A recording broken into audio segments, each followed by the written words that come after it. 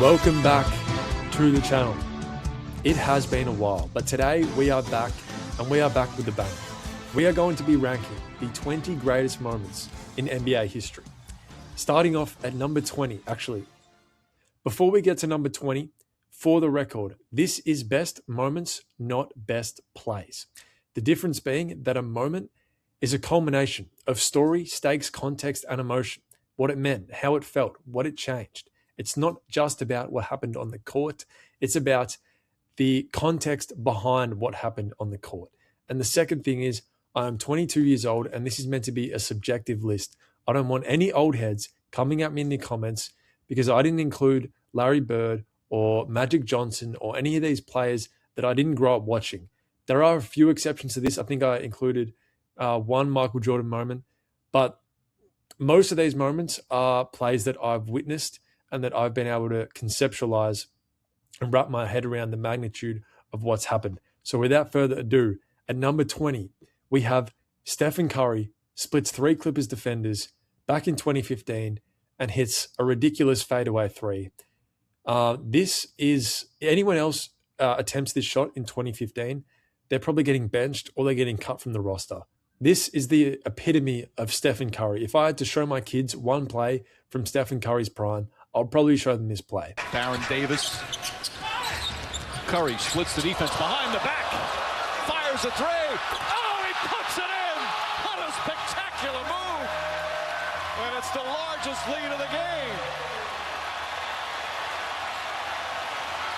That could be the greatest move I've ever seen live. Another one for the highlight reel for Stephen Curry. Just a spectacular move here. Somehow holds on, fires up the 3. Watch his head coach, though. We're going to show the reaction of Steve Kerr as this play was developing. And one of the reasons why Curry is one of the special players. At number 19, we have LeBron's poster dunk versus the Pacers in the 2018 Eastern Conference, I believe, semifinals. This play honestly gave me chills when I was collecting moments for this video. It's a bit of a wild card, but basically, LeBron turns the ball over, and I think Lance Stevenson or Oladipo dunks it, and the Pacers are on a 7-0 run. The crowd is going crazy. It's one of those moments where if you're a fan, you're like, we could be fucked here. But LeBron calls for the ball at the opposite baseline. He dog walks Lance Stevenson 94 feet and absolutely shoves one down Sabonis' throat. One of the greatest playoff silences I have ever witnessed in my life. The air is just sucked out of the building.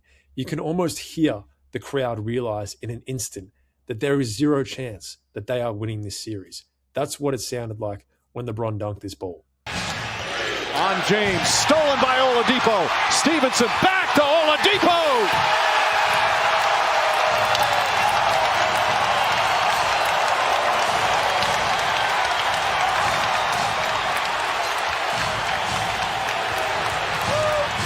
A 7-0 Oladipo run. Stevenson harassing James. James! Oh! A thunderous dunk. At number 18, this one doesn't really need much of an explanation. Damian Lillard's walk-off winner versus Houston in 2014. This is an OG clip. Doesn't need much of an explanation. I think we just watch it. 9/10 left. A 3 wins the series. It's Lillard. He got the shot off. Lillard, good! Good! And the Blazers win the series for the first time in 14 years! Number 17, this one is similar to number 18. I don't think this needs much of an explanation. Tracy McGrady's 13 points in 33 seconds. I think that speaks for itself. The game was over, and Tracy McGrady just goes absolute superhuman mode. McGrady for the win. Yeah! 1.7 to go. Parker and the Rockets steal a game from the Spurs. Number 16, we have Kobe's buzzer beater versus Phoenix in 2006. Now, I believe at the time, this was his first year without Shaq. And the talk was Kobe can't win without Shaq. And the Lakers, I think, were the 7th seed this year.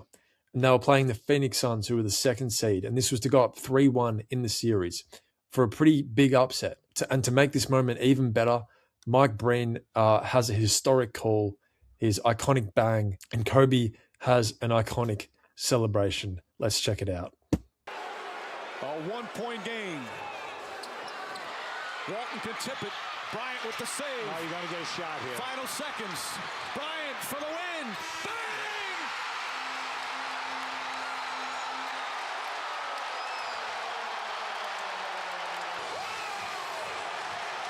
Coming in at number 15, we have LeBron's poster on poor Jason Terry.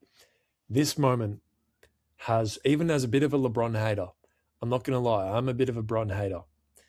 This moment has a lot of aura. It's like perfect.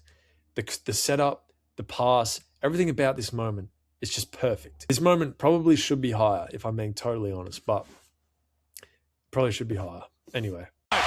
Jason Terry, good defense. Wade from behind takes it away. Chalmers, Cole, James! Whoa! Now it looked like he jumped out of the mezzanine to dunk this ball. Number 14, we have Kobe's 81 points versus the Raptors in 2006. Once again, this one doesn't need much of an explanation. Yeah, Lakers down 18. This was like an actual 81-point game. Bam. The Lakers were down. The game was reasonably close. It wasn't junk time hoops. This was a genuine 81-point game. This would be 18 for 20 from the line and an 81-point game. 55 in the second half. Ladies and gentlemen, you have witnessed the second greatest scoring performance in NBA. This might be my favorite LeBron moment of all time, even above the block. Let me set the scene for you. It's 2018. LeBron is carrying the zero IQ Cavs on his back. J.R. Smith is high as a kite, but LeBron doesn't care. He says, "Get in my backpack." He goes into Boston Garden. He hits back-to-back threes, dagger threes, to put the Cavs up against the Celtics in Game 7 to go to the NBA Finals. And he gets a run out with a minute to go to seal the game. And one of the Morris twins tries to absolutely maul him. And LeBron stands his ground, puts it up, count it, and a foul. He walks off like a gladiator. And the front row is looking at him like, what in the world? Who is this? Who is this guy even human? Shot short. Rebound tipped and taken by James. Here comes James in the open floor. James grab from behind. Count it. Goaltend and one. And it's up to 9 with 1:04 remaining. LeBron James now with 34 points. Amazing what we're witnessing. Putting his team on his back, takes the contact, hits the basket, but an incredible display by LeBron James. Mama, there goes that man. And they're going to look at flagrant foul here. And again, this crowd absolutely stunned. At number 12, we have Giannis's block.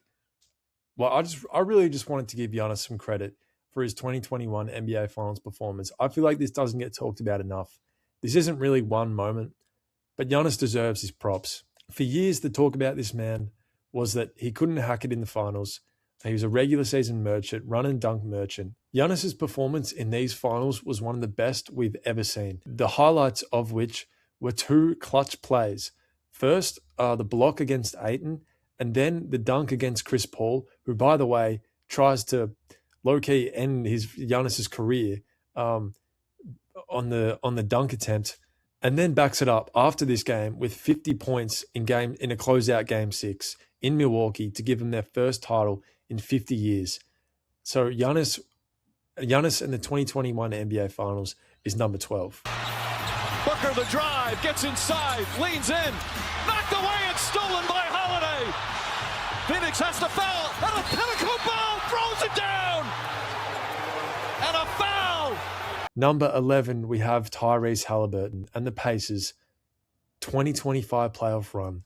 I have never ever, in all my days, in all my 22 years on this earth have I seen something like this. The Pacers' devil magic run. First, it was the Cavs. First it was the Bucks. Then it was the Cavs. Then it was the Knicks, which was like statistically the best comeback of all time. And then they went into Oklahoma, who, like, they had no chance of winning that game. They didn't lead for a single second. And somehow, some way, they won. And it was also, the best part about it was during the social media era. So we got some of the funniest tweets of all time. This one is definitely my favorite. And breaking Tyrese Halliburton is under NBA investigation for repeated acts of basketball terrorism. Every day he would come out and walk in the garden. He'll take it. He'll backpedal a three for the win. And goal! He got it!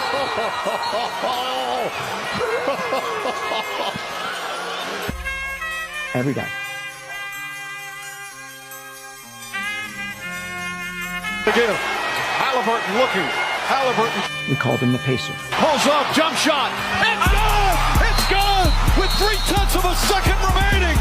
Timeout, OKC. Number 10, we have Linsanity. Linsanity, we will never see Linsanity again. This kid was a Harvard graduate, 6'2" or something, and he just took over the NBA. He was the 13th man on the roster, and for 2 weeks, he was the most famous person on planet Earth.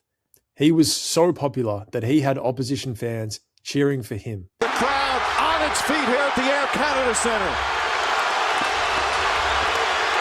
Lin puts it up. Bang! Jeremy Lin from downtown, and the Knicks take the lead.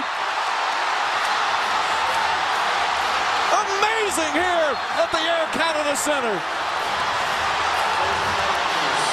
Coming in at number 9, we have LeBron's Game 6 at Boston in 2012, I believe.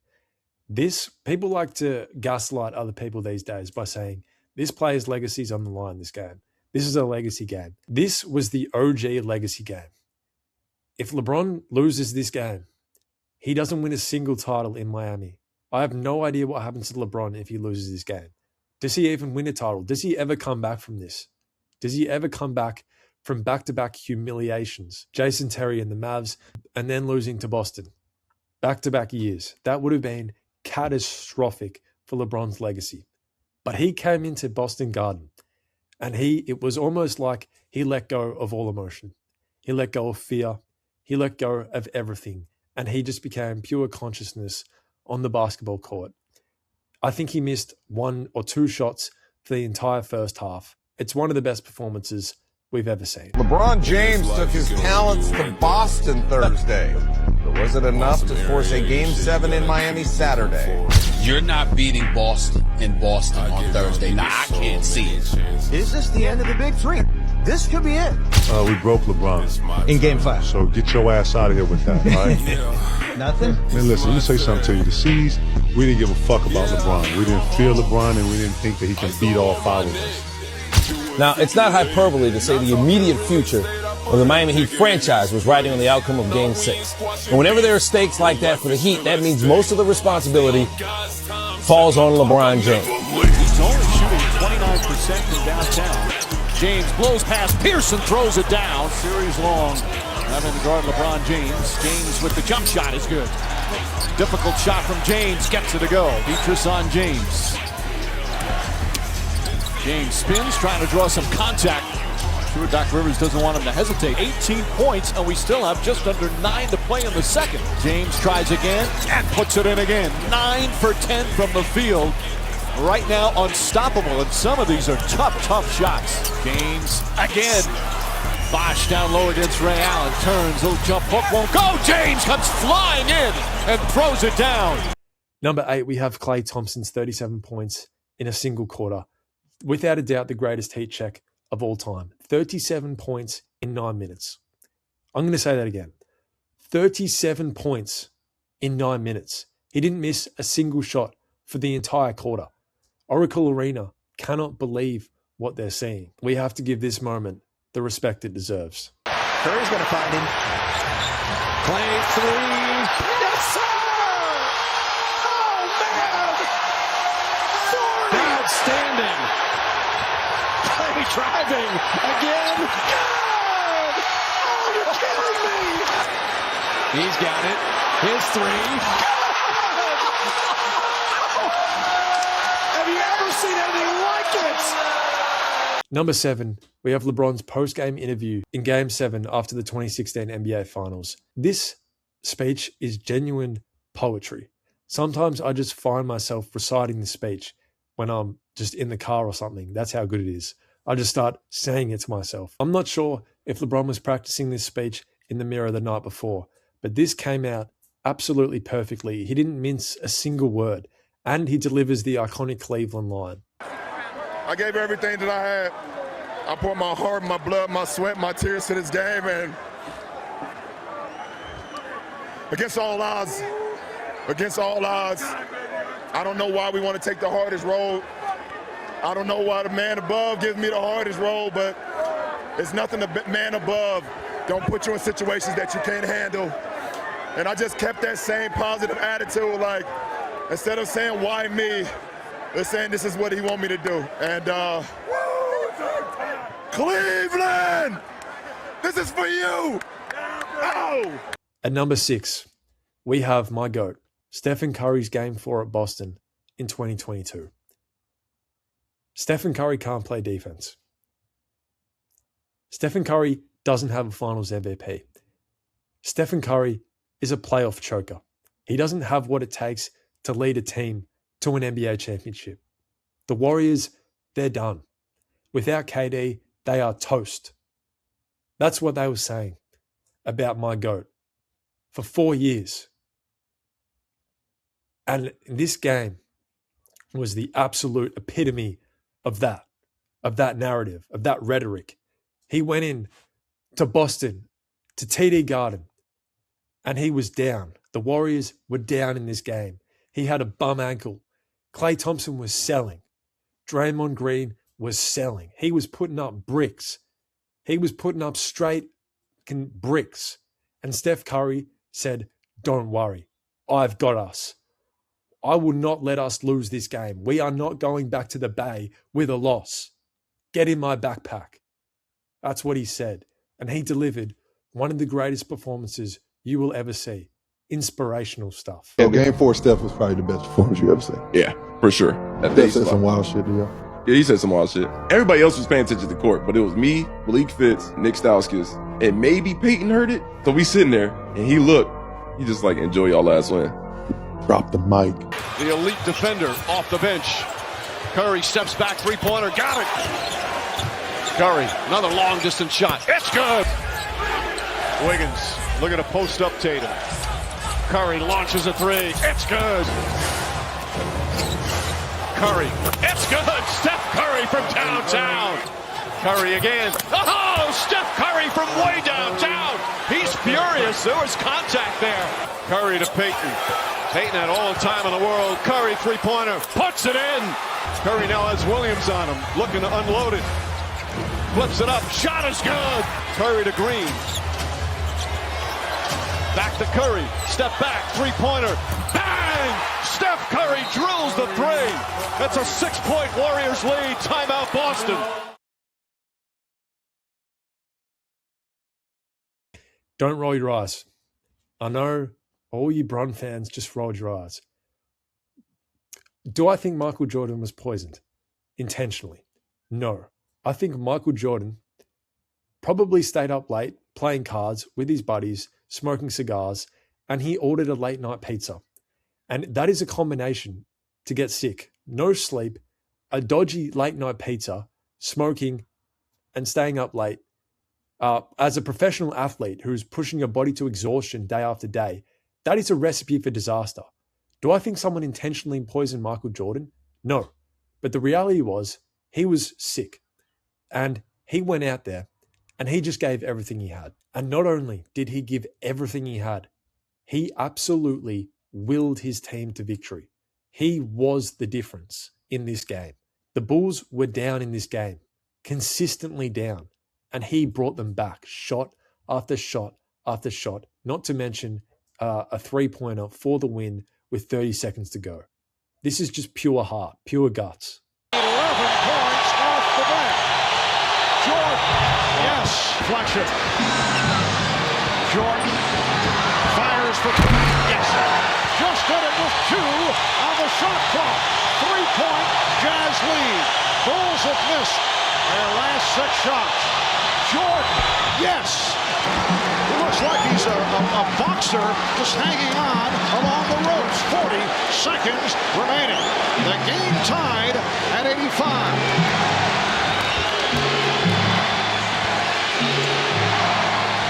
On the shot clock. Pippen backing Hornacek. Here's Jordan. Yes! Michael Jordan from straight away. And the Chicago Bulls have defeated the Utah Jazz to take a 3-2 lead. Now, number 4. This one hurts. This one hurts. Kyrie Irving's three-pointer in Game 7 of the 2016 NBA Finals. What an iconic moment. What an iconic moment. But honestly, this is Klay Thompson's fault. How are you letting Curry switch on to Kyrie Irving? Curry is a great defender. But he, at this point in time, he had too much ankle troubles to worry about building up his body to become a good defender. He wasn't a good defender yet at this moment in time, which wasn't his fault. But the reality was he just wasn't a good defender. He was skinny and he could get bumped around easily. Klay Thompson is 6'6", all defense, all defensive guard. And we've got a championship on the line. And Klay Thompson doesn't fight over the screen. What are we doing? But regardless, props to Kyrie Irving. This was probably if not the clutchest shot of all time. Come up on a minute remaining, and they're putting Curry in the pick and roll, trying to get him on Irving. Irving and Curry, one-on-one. Irving puts it up. It's good! Kyrie Irving from downtown! Came out of the timeout, set to get Steph Curry on Kyrie Irving. They get exactly what they want. Everybody out of my way. It's time to dance. Gets him one-on-one, lulls him to sleep, forces a late contest. At number 3, we have Ray Allen's title-saving three-pointer in 2013. This moment was one of the moments that made me fall in love with basketball. I remember when I was about 10 or 11 years old, watching the Miami Heat documentary, and Ray Allen hit this shot. I was hyped. Everything about this moment, the Seven Nation Army, the Heat fans cheering, the whiteout crowd, just a beautiful moment, beautiful sports moment. James catches, puts up a 3, won't go, rebound box, back out to Allen, his three-pointer, bang! Tie game with 5 seconds remaining! At number 2, we have LeBron's chase down block on Iguodala in 2016. While I like the Kyrie moment, this one does hurt. But, man, what a moment. What a moment. You simply just have to respect it at the end of the day. Irving drives, hop step inside, floats it up, misses. Rebound taken by Iguodala. Iguodala to Curry, back to Iguodala, up for the layup. Oh, blocked by James. LeBron James with the... Oh, my goodness. And at number 1, the greatest moment, the greatest basketball moment in the history of life. Stephen Curry's iconic 3 versus OKC in 2016. Do you know why this moment is so far above the others? Because in all 19 of those moments, not one single time did Mike Breen use 2 bangs. He got so excited in this moment. One bang wasn't enough. He had to do 2. Stephen Curry breaks the 3-point record, the single season 3-point record. He breaks the single game 3-point record with this shot. If the Warriors lose this game, they don't break the Bulls 72-10 to 73-9 record. He comes back from a rolled ankle in this game. And this performance was absolutely remarkable, capped off by the single greatest shot in NBA history. It is absolutely magnificent. Westbrook on the drive, falling away. Won't go. Rebound taken by Iguodala. They do have a timeout. Decide not to use it. Curry, way downtown. Bang! Bang! Oh, what a shot from Curry! With 0.6 of a second remaining.